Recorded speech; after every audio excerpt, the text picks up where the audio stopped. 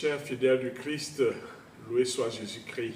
Mercredi dernier, nous avons ouvert le carême 2025 et à cette occasion, je vous ai adressé un message de carême dont le thème est suivant.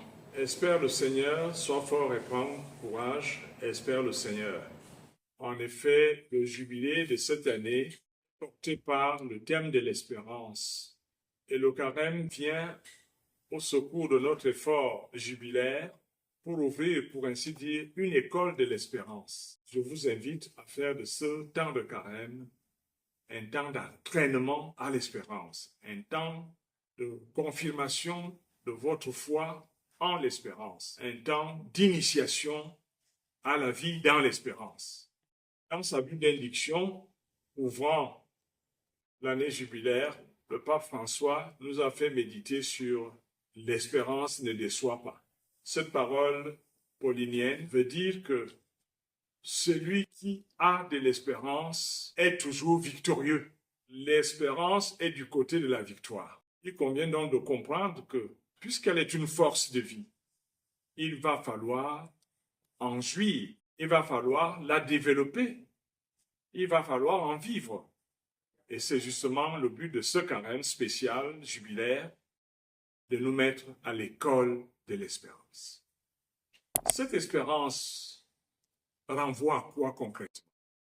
Quand je prie en disant au Seigneur, Seigneur, ouvre mes lèvres et ma bouche annoncera ta louange. Je sens dans ma foi interne que pour que je chante la louange de Dieu, il faut que je sois habité par son esprit. Quand je dis, notre secours est dans le nom du Seigneur, qui a fait le ciel et la terre. Le nom du Seigneur traduit dans ma vie l'espérance active. Quand je dis rien n'est impossible à Dieu, le nom de Dieu veut dire que je suis du côté de la victoire. Oui, l'espérance construit des victoires.